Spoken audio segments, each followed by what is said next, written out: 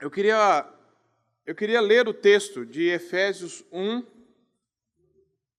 de 3 a 14, só que nós não vamos falar sobre todo esse texto hoje, mas eu quero dar um panorama sobre esse texto, sobre essa passagem aqui da Palavra de Deus, e nós vamos focar hoje apenas no verso 3.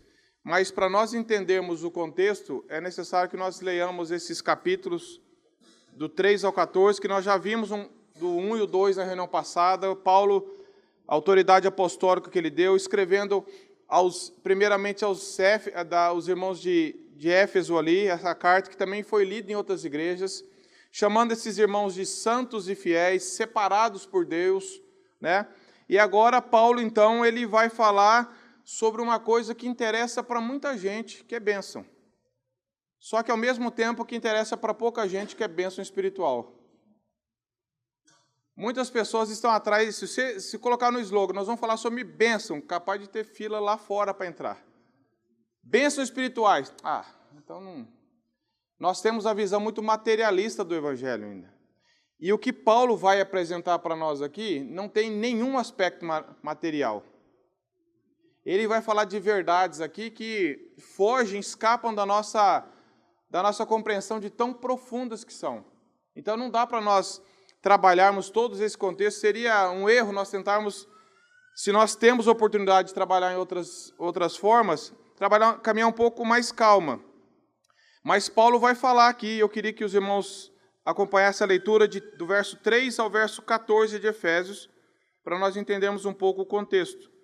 Ele diz assim: Bendito o Deus e Pai de nosso Senhor Jesus Cristo, que nos tem abençoado com toda sorte de bênção espiritual nas regiões celestiais em Cristo, assim como nos escolheu nele antes da fundação do mundo para sermos santos e irrepreensíveis perante ele, e em amor nos predestinou para ele, para a adoção de filhos por meio de Jesus Cristo, segundo o beneplácito de sua vontade, para o louvor da glória da sua graça, que ele nos concedeu gratuitamente no amado, no qual temos a redenção pelo seu sangue, a remissão dos pecados segundo a riqueza da sua graça, que Deus derramou abundantemente sobre nós em toda sabedoria e prudência, desvendando-nos o mistério da sua vontade, segundo o beneplácito que propusera em Cristo, de fazer convergir nele, na dispensação da plenitude dos tempos, todas as coisas, tanto as do céu como as da terra. Nele, digo, no qual também fomos feito herança, predestinados segundo o propósito daquele que faz todas as coisas conforme o conselho da sua vontade, a fim de sermos para o louvor da sua glória, nós os que de antemão esperamos em Cristo, em quem também vós, depois de ouvistes a palavra da verdade, o evangelho da vossa salvação, tendo nele também crido, fostes selados com o Santo Espírito da promessa, o qual é o penhor da nossa herança, até o resgate da sua propriedade em louvor da sua glória. Dá para falar sobre esse texto numa pregação? Não dá, meus irmãos. Eu quero tentar transmitir aqui para os irmãos algo que Deus trabalhou na minha vida, mostrou através da palavra de Deus quantas verdades nós temos aqui. Logicamente, isso na dependência total do Espírito Santo. Mas hoje eu quero dar primeiro um panorama do que Deus fez em Cristo, depois nós entendermos a base disso que está no verso 3. Então, Paulo está descrevendo aqui de forma profundamente teológica o que Deus já fez em Cristo, o que está assegurado a todo cristão. Se você é um cristão, se você nasceu de novo, se você creu em Jesus Cristo como teu Senhor e Salvador, isso aqui te pertence para os méritos de Cristo. Tudo que Paulo falou aqui de eleição, predestinação, adoção, selados pelo Espírito, foi feito por Deus em Cristo e é comunicado a nós através da pessoa do Espírito Santo. Todas as bênçãos que Deus nos deu, meus irmãos, está na vida de Cristo. Esse texto, ele é trinitário, ele fala de Deus Pai, de Deus Filho, e fala da atuação do Espírito Santo. A Trindade sempre agindo em favor da nossa salvação, sempre agindo de forma perfeita. O Pai, o Filho e o Espírito no plano eterno da salvação. E é difícil até expressar, muitos teólogos tentaram expressar o que significa esse texto, que no grego original é um texto só. Como se Paulo começasse a falar e não parasse mais. Numa ladeira abaixo teológica, ele impressionado, ele começa a falar isso e não para. Maravilhado diante do que Deus fez, diante de Deus ser um Pai tão bendito, feito em Cristo, pelo Espírito Santo. Então Paulo começa a falar tudo o que Deus fez em Cristo para nós, e é um hino de louvor, é uma expressão que sai jorrando do coração de Paulo, não apenas algo que Paulo decorou, uma frase, um poema que deram para ele reler, algo de forma fria. Se nós pudéssemos escutar Paulo escrevendo isso, falando isso, certamente ele falaria com uma convicção que impactaria todos nós. No grego original, esses 12 versículos, do 3 ali ao 14, formam uma única sentença. Paulo abre uma comporta e derrama uma avalanche de verdades inesgotáveis, meus irmãos. É isso que quando você lê esse texto, parece que está vindo uma avalanche de verdades diante de nós. Verdades tão profundas que talvez nós demos tanto valor. É claro que Deus pode e tem nos abençoado materialmente, sempre foi assim. Olhemos para as nossas vidas, ou nós achamos que tudo que temos é força dos nossos braços e da nossa capacidade. O que nós temos que não venha do Senhor? Mas Paulo aqui está falando que sempre o propósito de Deus foi nos abençoar, foi nos enriquecer espiritualmente. De nada adianta você e eu termos alguns bens se estamos afastados de Deus. Se temos algum bem e se não cremos em Cristo, se não fomos adotados, selados, justificados, porque tudo isso aqui vai passar. Então, a bênção principal de Deus foi dada em Cristo, e falam de verdades eternas, que não estão sujeitas a esse mundo, que somente Ele poderia dar através da vida de seu Filho. Então, muitos teólogos têm procurado entender isso, e o William Hendricks, um grande escritor e comentarista, ele diz assim, tentando explicar o que Paulo fez aqui, é como se uma bola de neve estivesse rolando colina abaixo, ganhando volume cada vez que desce. Paulo está soltando verdades, elas vão somando umas com as outras e vai enchendo, vai maravilhando ele, e nós até hoje. De nós lemos esse texto aqui, os irmãos podem reler depois na casa de vocês com calma e anotar cada bênção que está escrita aqui, e nós vamos tentar trabalhar elas com um pouco mais de calma nas próximas oportunidades. John Stott mesmo, eu separei alguns depoimentos de grandes homens de Deus que caminharam mais fundo do que nós na palavra de Deus e que foram impactados por isso. John Stott diz assim, todo parágrafo é um hino de louvor, é uma doxologia. Paulo começa louvando a Deus por ter nos abençoado com toda sorte de bênção. Mais especificamente, segundo parece, é uma referência deliberada à Trindade aqui.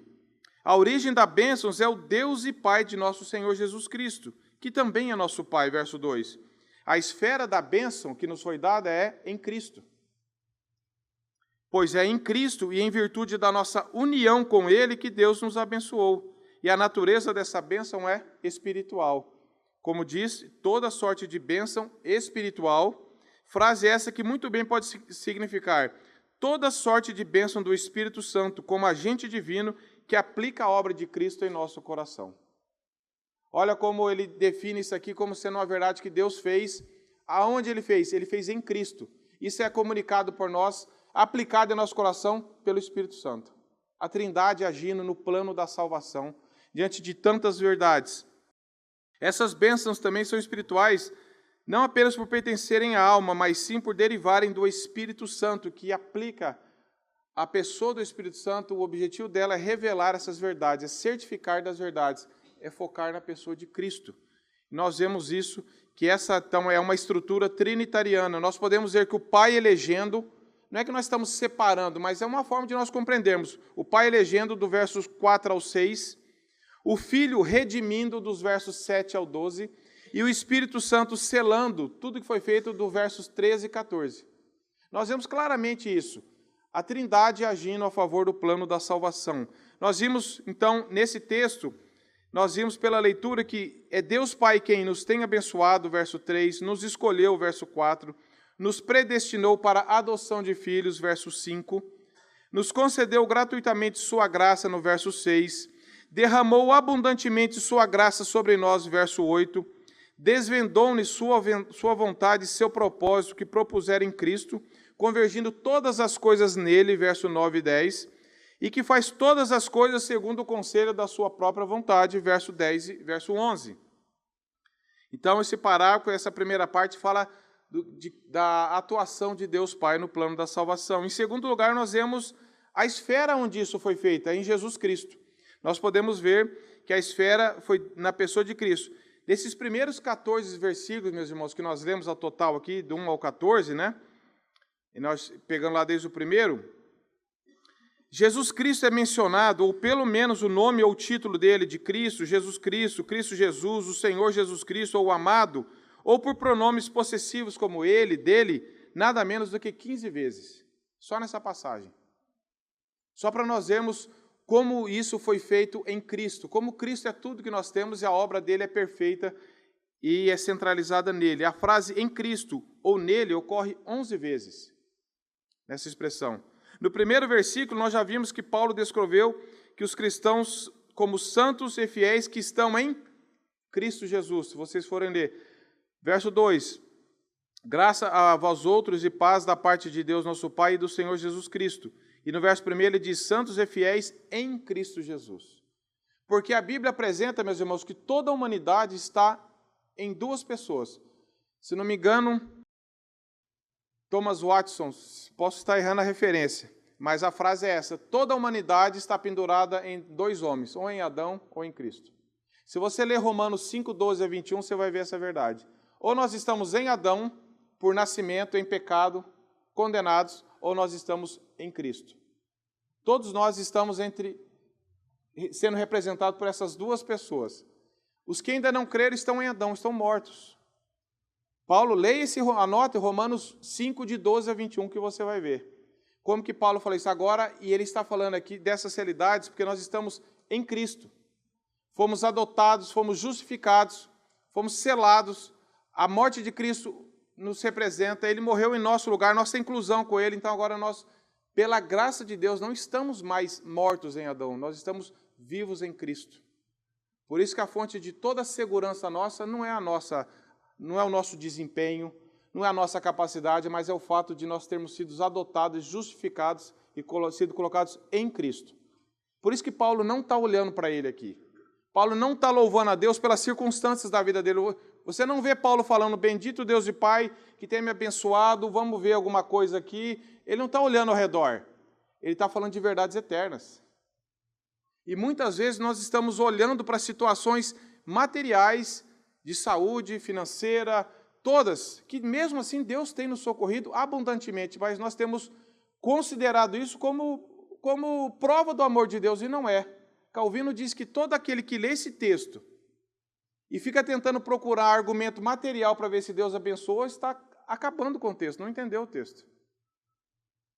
E nós precisamos aprender a olhar para o que Cristo fez, para o que estamos nele, para nós podermos ter motivos de bendizer a Deus. Então agora, Paulo desenvolve isso, as implicações dessa expressão em Cristo. É em Cristo que Deus nos abençoou no tempo e nos escolheu na eternidade, versos 3 e 4.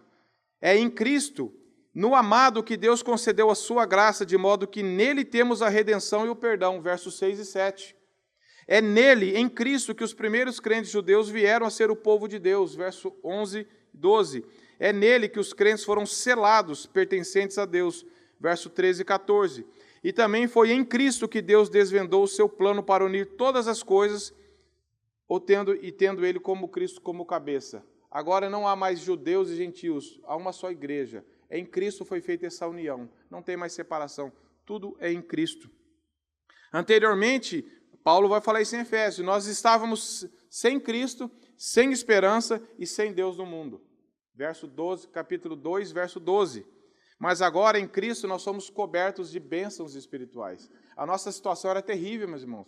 Nós estávamos sem esperança, sem Deus, sem Cristo no mundo. Mas por causa da morte inclusiva de Cristo, por causa que Ele, de forma que nós não podemos explicar, nos elegeu, nos predestinou, nos amou e nos colocou ali no Filho. Hoje nós temos todas essas bênçãos asseguradas unicamente pela vida de Cristo, pelos méritos dele. Em terceiro lugar, nós vemos a atuação do Espírito Santo, que embora na passagem ela aparece selando ali os versos 13 e 14.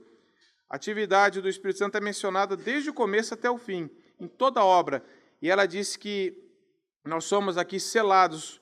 Verso 13, em quem também vós, depois que ouvistes a palavra da verdade, o evangelho da vossa salvação, ter nele também crido, fostes selados. E o Espírito Santo é o penhor da promessa, é o que garante a habitação de Deus em nós. Nós sabemos que nós somos filhos de Deus porque o Espírito Santo testifica isso em nós, que nós somos filhos de Deus. Então, nós vemos aqui o trabalhar da Trindade. Hoje eu queria ficar um pouco, então, no verso 3. Se Deus assim permitir, para nós tentarmos expressar por que Paulo começa bendizendo a Deus de forma tão clara. Isso eu vejo na minha vida, como falta essa ação de graça, essa hino de louvor espontâneo. Não só louvar a Deus como igreja aqui, mas lá no nosso coração. Como que falta, eu não acredito que seja só na minha vida, mas dando testemunho, como falta diante do que Cristo fez, como eu ainda expresso tão pouco. Como eu me maravilho tão pouco diante de tantas verdades. E nós nos maravilhamos de tantas coisas que foram apenas criadas por Deus. Se você for em uma das 7 maravilhas do mundo, e você chegar diante delas, eu acho que você e eu não vamos ficar indiferentes. Nós vamos falar, nossa, que top, nossa, que legal, e sair. Nós estamos diante de algo criado e nos maravilhamos com isso. Você ouve alguém falar quando foi viajar para tal lugar e você vê que aquilo mexeu e a pessoa quer voltar e ela fala com entusiasmo. E nós lemos essas verdades, meus irmãos, e capaz de fecharmos a Bíblia e continuar vivendo do mesmo jeito. O que é 7 maravilhas do mundo perto disso aqui? Não é nada. Não é nem grão no pó da balança. E nós lemos isso daqui, o que Deus fez em Cristo, o que nos está assegurado. Isso não mexe com a gente, isso não extravasa em um hino de louvor a Deus espontâneo e natural, e sobrenatural e real. Não apenas falar, graças a Deus, da boca para fora, não apenas, mas isso sair do nosso coração, como saiu do coração de Paulo. Como sendo algo que ele não consegue segurar. Que você acorda numa segunda-feira, pode estar chovendo, sol, e você pensa nisso, e você está toda hora com isso na tua cabeça. Como que Deus fez tudo isso em Cristo? Por que Deus fez isso por mim e para mim? Isso não determina as nossas vidas. Então nós estamos diante de verdades eternas, agindo às vezes com negligência. E aqui fala de bendito Deus e Pai. Fala da bondade, da verdade, da beleza que estão combinadas nesse hino de adoração que Paulo faz. Paulo não está apenas descrevendo friamente, ele está fazendo um hino de adoração a Deus, porque Deus é bendito Deus e Pai. Pelo que Deus é, não pelo que Deus pode fazer por ele nas circunstâncias, mas pelo que Deus é. Então Paulo está se derramando todo em louvor, em palavras e uma adoração sincera. Qual foi a última vez que eu e você nos derramamos diante de Deus em adoração sincera pelo que Ele fez por nós em Cristo? Não é só quando a coisa aperta que nós oramos, aí nós tentamos, mas é você orar diante de Deus. Diante disso aqui, Senhor, eu não quero olhar para minhas circunstâncias agora. Eu quero olhar para o que o Senhor fez em Cristo, e eu quero que isso encha o meu coração e a minha mente, extravase pela minha língua em louvor e adoração sincero que vem do coração. Nós precisamos recuperar, irmãos, essa meditação na palavra e expressarmos essa maravilha do que Deus fez. Nós perdemos muito isso hoje. Nós perdemos muito isso. Isso me chamou muita atenção. E comentando esse texto também, Hermes Temai diz assim: é surpreendente perceber que Deus deseja nos abençoar mais do que nós mesmos desejamos ser abençoados. Porque talvez se fosse deixar por nós nem pediríamos tudo isso aqui, não tínhamos nem noção. Mas como que Deus já sabe do que nós precisamos? Nós temos uma visão muito apenas pálida e limitada da nossa herança, ainda que possamos saber intuitivamente que é algo maravilhoso. Ele diz, nós sabemos algo muito pálido, ofuscado ainda do que temos em Cristo. O exemplo é tão pobre, mas é o que a nossa mente consegue entender. É como se você pegasse um filho de um trilionário, o homem mais rico do mundo, e ele desconsiderasse o que o pai dele tem e estivesse vivendo assim, como um andarilho. Você fala, cara, você tem uma herança.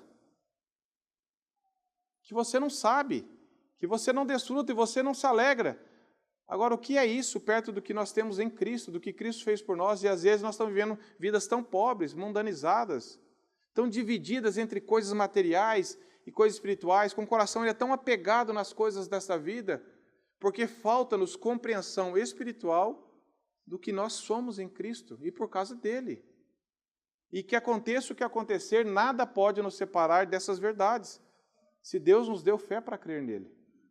Então isso fala muito para nós. E Hermes continua, Deus planejou isso na eternidade, e nós vamos descobrindo isso ao pouco, à medida que crescemos em nossa fé, como essas bênçãos são fundamentais sobre nós. Então, à medida que nós vamos estudando a palavra de Deus, à medida que nós vamos nos relacionando com Cristo, isso vai se tornando cada vez mais real para nós. E nós paramos de depender mais da terra e começamos a depender mais do céu. Nós paramos mais de tirar alegrias e vida das coisas da terra e começamos a ser mais alimentados e fortalecidos por essa verdade. Não que nós vamos apenas agora sermos seres espirituais que não estamos nem aí com as coisas daqui, mas vai haver o equilíbrio. Eu vou ter uma vida muito mais centralizada no Evangelho, isso aqui vai motivar o meu coração, isso aqui vai guiar toda a minha vida, os meus pensamentos, os meus relacionamentos e a minha adoração, que isso aqui vai sobrepujar tudo que eu estiver passando nessa vida. Agora, quando o contrário acontece, qualquer coisa me desestabiliza, porque eu fico pensando, será que Deus me ama? Olha o que está acontecendo comigo. Será? Aí você olha para essa verdade. Existe prova maior do amor de Deus, do que Ele já fez, e está comunicando isso a nós através do Espírito Santo, cada dia mais essas verdades que são inesgotáveis, ninguém vai se formar nesse conhecimento. Isso aqui eu já sei tudo que Paulo escreveu, isso aqui não é saber de ler, é você estar desfrutando disso. Você está crendo, e isso está regendo a sua vida e a minha, regendo o seu louvor, o que sai da sua boca, as suas orações, a forma como que você se expressa diante de Deus na sua vida devocional. Então nós precisamos conhecer a Deus, exaltar a Deus pelo que Ele fez. A ideia é louvar e exaltar a Deus por aquilo que Ele é e fez em favor dos homens e da igreja por intermédio de Cristo. O tempo desse verbo aqui nos tem abençoado, meus irmãos, indica dentro desse contexto um fato que já foi consumado, Deus já nos abençoou em Cristo, e também indica uma ação continuada de Deus. Ele continua nos abençoando em Cristo com essas verdades. À medida que nós vamos nos alimentando dela e crendo nela, isso vai gerando vida em nosso coração. Nada pode desfazer isso que Cristo fez. Nada. E, todavia, ela nos é comunicada continuamente ao longo da história. Tudo que nós temos provém de Cristo. Então, Paulo agora, ele começa a falar no verso 3, que ele queria que os cristãos de Éfeso soubessem disso, mas, ao mesmo tempo, Paulo está dando um testemunho. Paulo só não está dando uma lição de moral para os crentes de Éfeso. Olha o que Cristo fez. Ele está falando do que Cristo fez, incluindo a Ele mesmo, mostrando o plano da salvação. E Paulo está despertando, então, gratidão no coração daqueles irmãos e está despertando até hoje gratidão e louvor em nossos corações com essas verdades. Outro depoimento fantástico que eu achei é de Martyn Lloyd-Jones. Como tenho sido edificado por esses escritos de Martyn Lloyd-Jones, que já faleceu em 1981. Como que Deus preserva? Ele diz assim, a nossa principal necessidade, segundo Paulo diz aqui, é que os olhos do nosso entendimento sejam abertos amplamente, não apenas para que gozemos a vida cristã e as experiências que ela nos proporciona, mas o fim de que entendamos o privilégio e as possibilidades da nossa alta vocação. Quanto maior for o nosso entendimento, no sentido de relacionamento, mais experimentaremos essas riquezas em nossas vidas. Quanto mais eu leio isso aqui, quanto mais eu oro isso, mais isso vai tornando realidade na minha vida. E é impossível não me maravilhar com isso. Qual foi a última vez que você meditou na palavra de Deus? Que você pegou a Bíblia sem pressa. E você leu, e você orou isso, e você falou assim, o que quer dizer que Deus me abençoou em Cristo?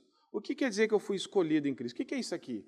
Ou não faça uma leitura atropelada da Bíblia. Você lê e não sabe o significado. Não tenta falar, Senhor, eu quero entender o que o Senhor fez em Cristo. Meus irmãos, a palavra vai ganhando o nosso coração, o que vai resultar em louvor e gratidão. Sinceros, não apenas externos, formais, porque a gente pensa que espiritualidade é eu a cada 5 frases soltar 2 frases, 2 versículos. Não é isso. Espiritualidade é nós fazermos todas as coisas com pureza de coração para a glória de Deus. Você pode estar acostumado a falar glória a Deus, graça e paz, falar um monte de coisa e não está expressando louvor sincero a Deus. Agora o que o Paulo está falando, isso aqui está saindo rasgando do peito dele. Isso aqui fazia parte da vida de Paulo, dos pensamentos dele e deve fazer parte de nós.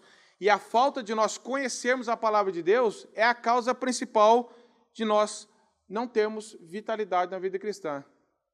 George Miller diz assim que o vigor da nossa vida espiritual consiste em um lugar que a Bíblia ocupa no meu coração e nos meus pensamentos. O vigor da nossa vida espiritual não são os êxtases, aqueles momentos de alegria no culto da igreja, mas é o tanto que a Bíblia ocupa no seu coração e no meu, e no seu pensamento e no meu. Isso é vigor espiritual.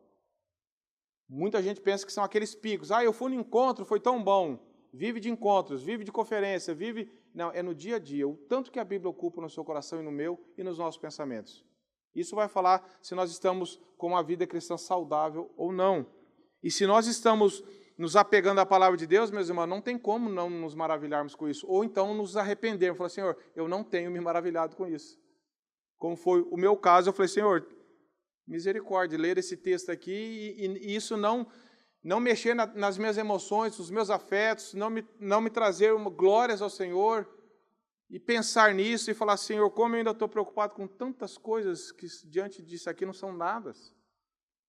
Leio tanta coisa, acredito em tanta coisa, gasto tempo em tanta coisa, e você pede para, eu não tive tempo, eu já leio, eu esqueci. A Bíblia não tem sido importante para nós, meus irmãos, pelo menos do tanto que ela deve ser, nós temos que confessar isso. Por isso que nós louvamos a Deus tão pouco, porque conhecemos tão pouco, como Oséias 4,6 fala, o meu povo está sendo destruído porque lhe falta conhecimento não intelectual, conhecimento de relacionamento com Deus. Conhecer, crer, relacionar, amar a Deus. Se você ler o Salmo 119, que é um salmo concentrado da palavra de Deus, o salmista, quantas expressões ele fala assim, tenho prazer na tua lei, quanto amo a tua lei, ele não está falando só de conhecer ali, quanto amo. Salmo 119, 97, ele fala assim, quanto amo a tua lei, medito nela todo dia. O salmista não apenas sabia, ele amava a Deus, ele amava a palavra de Deus, e a prova disso é que ele meditava na palavra de Deus, ele gastava tempo com a Bíblia, porque isso é um amor genuíno. Você falar que ama a sua esposa, ama seu marido, ama seus filhos e não gasta tempo com eles, isso é conversa fiada. Com Deus é a mesma coisa. Então, nós precisamos recuperar quem Deus é, o que Ele fez, o que só Ele podia fazer para que isso gere ação de graça em nós. Glórias ao Senhor. Como que está a sua vida de gratidão, meus irmãos? Como está a nossa vida como igreja de gratidão diante dessas verdades? Se desejamos louvar a Deus, temos que examinar a verdade e dar expansão às nossas almas quando nos defrontamos com ela. Se queremos dizer de coração, bendito seja Deus, eu repito isso, não é repetir essa expressão, é você falar ela com realidade. Não é você falar para sua esposa ou para o seu marido, para os seus filhos, eu te amo, e ele sabe que isso não é realidade. As palavras não têm poder nelas mesmas. Então, se nós queremos falar, Senhor, bendito seja o Senhor, de forma que o Senhor sabe que isso é verdade no nosso coração, nós temos que saber o que Ele fez por nós em Cristo. Sabendo a nossa condição que nada merecíamos e o que Ele fez. O que Ele planejou e o que Ele cumpriu, o que Ele prometeu. E está cumprindo ao longo do tempo e vai cumprir, porque Ele é fiel para cumprir tudo o que Ele mesmo prometeu. Lucas, acho que 1,37 diz isso. O grande plano de Deus é sugerido nesse versículo. Houve a realização de um grande conselho entre o Pai, o Filho e o Espírito Santo. E isso foi feito, meus irmãos. Agora, se você olhar para mim e para a sua vida, quem de nós merecemos qualquer coisa disso? O problema é que quando nós não olhamos para a palavra de Deus, que a palavra de Deus é como um espelho. Ela mostra os nossos pecados. Se eu paro de olhar para a Bíblia, eu começo a achar que eu estou bom. Aí eu começo a ver problema nos outros. A Bíblia diz isso em Tiago. Aquele que olha na frente do espelho já sai e esquece de como era. Quando eu paro de olhar para a Bíblia e digo olhar, meditar nela, eu paro de ter condições pelo Espírito Santo de ver os meus pecados. Automaticamente eu começo a ver pecado de todo mundo. E eu não começo a louvar a Deus porque eu acho que eu estou bom.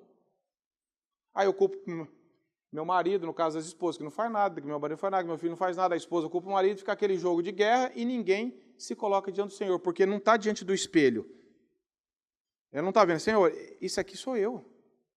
Né? Esse cara sou eu, esse pecador sou eu. Eu não quero tratar com problema, eu quero que o Senhor trate com os meus pecados. Eu não estou atingindo isso aqui, nunca vou conseguir, Senhor, mas tem misericórdia de mim. Ser propício a mim, pecador. Foi a oração talvez a mais curta que alguém fez diante de Deus. Lá em Lucas 18 fala quando subiu o fariseu e o publicano, e um fazia o quê? Senhor, graça te dou, porque eu não sou como esse, como aquele. Foi dando de dedo. Ele não estava tendo a Bíblia como espelho. E o outro disse que nem ousava levantar o rosto para o céu. O publicano falou, Senhor, tem misericórdia de mim, pecador. Quem que desceu perdoado? O que ficou dando de dedo nos outros? Ou que se viu pela graça de Deus de quem ele era? Então, quando eu e você nos afastamos disso aqui, nós começamos a ver a vida dos outros. E a Bíblia quer que nós olhemos para o nosso coração. E agora está falando na outra parte do texto. Bendito Deus e Pai de nosso Senhor Jesus Cristo, que nos tem abençoado com toda sorte de bênçãos espirituais. Todas as bênçãos espirituais estão nas regiões celestiais em Cristo. Não está falando de lugar geográfico. Onde que tem um lugar que eu vou ser mais abençoado? É em Cristo. É em Cristo. Se você creu em Cristo, isso aqui é para você, é seu, porque Cristo conquistou isso na cruz. Deus é bendito e exaltado. Os cristãos não, os cristãos são abençoados. Não há louvor ao homem aqui, há louvor a Deus. Os cristãos apenas foram graciosamente e misericordiamente alvos dessa bênção, mas a exaltação é toda para Deus. Bendito Deus e Pai, que nos tem abençoado, nós que não merecíamos bênção nenhuma, mas a exaltação é sempre só para Deus. Nada de homem, nada do humanismo, nada de nada. A frase regiões celestiais indica que essas bênçãos espirituais em sua origem, vêm do céu, não vêm de nós, não vêm por direito, não vêm de nada do que eu e você fizemos. Veja alguma coisa aqui que você pode falar assim, isso aqui eu contribuí. Veja, leia alguma coisa e fala, isso aqui eu contribuí. Isso aqui foi por isso. Não tem nada, meus irmãos, isso aqui veio direto para nós, por graça e misericórdia, como sempre e tudo na vida cristã é assim. João Calvino também não poderia deixar de citar, ele diz assim, Paulo simplesmente desejava expressar a superioridade daquela graça que nos é concedida em Cristo, que sua felicidade não está neste mundo, e sim no céu e na vida eterna. É isso que esses homens, eles tinham tanta convicção de que a vida deles estava aguardada em Cristo, que eles não dependiam da terra, embora vivessem aqui. A religião cristã, sem dúvida, como somos ensinados em outra parte, 1 Timóteo 4,8 ele cita, contém promessas não só relacionadas à vida futura, mas essa vida presente agora. O seu alvo, porém, é a felicidade espiritual, já que o reino de Cristo é espiritual. Nós ainda somamos muita felicidade com coisas materiais. E Deus quer que nós sejamos contentes e felizes com o que Cristo é para nós, com o que Deus fez por nós em Cristo. Isso tem alegrado o seu coração e o meu? Quando você dá graças a Deus nas suas orações, o que você menciona? Senhor, obrigado porque Cristo morreu por mim, que eu era um pecador, porque agora em Cristo eu fui perdoado, eu fui adotado. Ou você fala, Senhor, obrigado porque eu tive isso, porque eu tive aquilo, porque eu tenho aquilo, porque eu quero ter aquilo. O que mais domina a sua lista de gratidão? Daí a ação de graças. Ele é o Deus bendito. Todas as bênçãos provêm das mãos de Deus preparado por nós da eternidade. Das outras 5 vezes que essa expressão aparece em Efésios, ela tem influência nisso aí. Paulo fala que também nós somos, em Efésios 1:22, Cristo ressuscitou dos mortos e sentou-se à direita do Pai nos lugares celestiais, de onde Ele governa todas as coisas. No capítulo 2:6, Paulo diz, além disso, os crentes também foram ressuscitados e sentados em Cristo nos lugares celestiais. Antes de falar quais bênçãos são, Paulo fala onde elas estão. Por isso que esse versículo 3, ele é o eixo de todo o livro de Efésios. Em vez de ele falar o que são, ele fala assim, aonde elas estão? Elas nasceram aonde? Em Deus, nas regiões celestiais. Tudo decorre de Cristo. Tudo vem de lá para nós. Nas regiões celestiais, não são oriundas da terra. A vitória de Cristo sobre a morte ganhou uma série de benefícios para o crente, pelos quais Paulo louva a Deus. Então, meus irmãos, essa expressão agora, aqui terminando esse capítulo, verso 3. Toda sorte de bênçãos espirituais nós vimos que elas nascem do céu, elas vêm de Deus para nós. Não foram provocadas por nós, porque nós só atraímos a ira de Deus com os nossos pecados. Mas agora ele diz que elas nas regiões celestiais em Cristo. Essa expressão é fundamental para tudo que nós vamos, para todas as bênçãos que Paulo vai descrever aqui depois, elas estão sempre em Cristo. Sempre em Cristo. Nada fora de Cristo nós temos. Em Cristo, meus irmãos, ocorre mais de 10 vezes nesse curto parágrafo. Paulo fala a mesma verdade em Romanos 8:32. Porventura não nos dará graciosamente com Ele todas as coisas? Paulo não está falando, Deus fez tudo, Ele não vai dar todas as coisas fora de Cristo. Não, não tem nada fora de Cristo. Olha aqui que Romanos 8:32 fala, porventura não nos dará graciosamente com Ele todas as coisas? Tudo que nós precisamos está em Cristo. Paulo bem diz isso então, isso mostra que Paulo considerava Cristo como o próprio fundamento da igreja, de todos os seus benefícios, da sua plena salvação. É em Cristo que os crentes de Éfeso tinham sido abençoados. É em Cristo que eles tinham sido eleitos. É em Cristo que houve redenção. É em Cristo que eles tinham certificação de que eles eram filhos de Deus, que o Espírito Santo selava isso neles. Fora de Cristo não há absolutamente nada para nós. Todos o que precisamos está em Cristo. E essas bênçãos falam de coisa do passado, do presente e do futuro. Do passado, porque fala de uma coisa que já aconteceu. Ele nos elegeu antes da fundação do mundo. Como que alguém pode falar que participou, que contribuiu com a sua salvação, se Paulo fala que nós somos eleitos antes, não é nem antes de nós nascermos, não, é do mundo existir. Paulo vai mais longe ainda. E depois ela fala aqui do presente que nós temos Cristo agora, a redenção e a adoção. Porque fomos eleitos, fomos também adotados, somos filhos de Deus e gozamos dessa graça nesta vida presente. E também no futuro, da plenitude, quando Deus vai unir todas as coisas de forma definitiva em Cristo e não haverá mais morte, mais sofrimento, mais nada. Então, nós aprendemos, meus irmãos, que nós não podemos pegar esses benefícios que Deus nos deu em Cristo e menosprezá-los.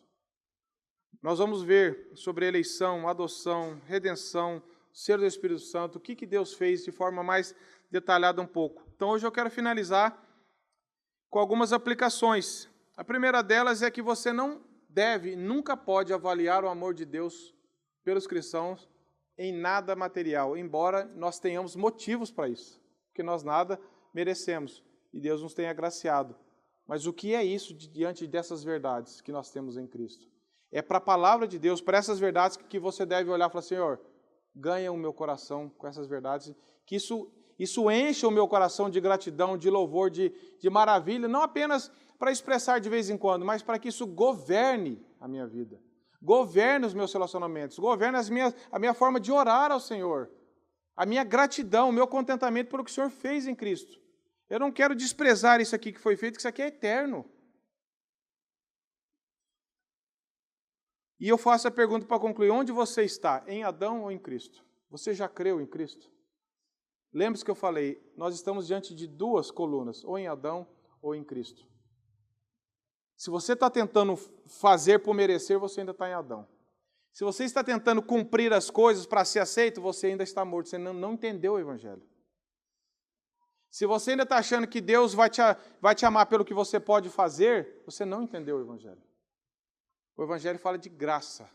E graça fala de algo que nós não merecemos, que nós merecíamos a condenação eterna, mas que Deus agiu bondosamente e misericordiamente em nosso favor. Agora, se você está ainda incrédulo com relação a isso, se isso para você não mexe, não é importante, ou se você acha importante falando, eu vou conseguir, peça misericórdia para Deus. Fala, Senhor, me tire desse caminho das obras, que isso é um caminho de perdição. Dê a fé que é um dom de Deus, para que eu possa entender que Cristo fez tudo isso por mim. O cristianismo não fala do que o homem faz, fala do que Deus fez em Cristo. A Bíblia não fala do que nós somos capazes de fazer, fala do que Deus fez por nós, sendo que nós não merecíamos nada. Então, você está em Adão ou em Cristo? Se você já creu nisso de coração, só você, o Espírito Santo pode testificar isso na sua vida. E isso vai dar frutos, porque a fé cristã ela tem desdobramentos. Não é eu só falar. Eu falo que eu creio e vivo como ímpio, eu não creio. Eu falo que eu creio, que isso é importante, mas eu vivo na prática do pecado, sem arrependimento, eu não creio. Então, a maior evidência de que eu creio nisso é que está havendo santificação na minha vida. Que Spurgeon já falava que a santificação é o lado visível da salvação. Se você quer ter certeza que você foi justificado, é se sua vida está cada dia mais sendo transformada à semelhança de Cristo. Você está confiando cada dia mais nele. Você está entre aqueles que foram agraciados? Se você creu, como que isso está na sua vida hoje? Que nível de gratidão? Se você não creu, peça misericórdia para Deus, peça que Deus ganhe o seu coração. Se você já creu, que nível está de gratidão? Qual o nível de gratidão que está na sua vida com relação a essas coisas? Qual foi a última vez que você meditou nisso, que isso mexeu com você? Qual foi a última vez que você se maravilhou diante do Senhor por que Ele já fez em Cristo, pela vida de Cristo em você? Que você deu todo o crédito à pessoa de Cristo? Que você tem uma vida, não só momentos, mas que você tem uma vida de louvor. Como está isso na sua vida? Como está na minha vida? Você tem louvado a Deus? Como igreja, nós temos nos maravilhado do que Deus fez. Que Efésios fala da unidade da igreja, o que Cristo fez pelos crentes, o corpo de Cristo. Nós temos valorizado a vida da igreja, o que Cristo é o centro da igreja. Cristo é a coluna da igreja.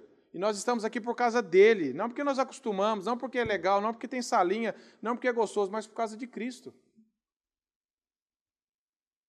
Façamos perguntas assim para nós. Reflitamos sobre essas verdades. Sabendo que a Trindade agiu misericordiosamente a nosso favor e que se nós cremos em Cristo, o que já é graça total de Deus, nós podemos ser renovados nessa manhã com essas verdades. E essas verdades vão encher o meu e o seu coração, é o que eu tenho orado para a minha vida. Senhor, suba esse nível de gratidão, pela Tua misericórdia, que eu possa Te amar mais e viver mais uma vida aqui na terra, com o coração no céu, com a mente no céu, com os valores eternos, regindo cada atitude que eu faço. Cada palavra, cada pensamento, cada relacionamento, que seja expressão dessas verdades nas nossas vidas. Amém, meus irmãos?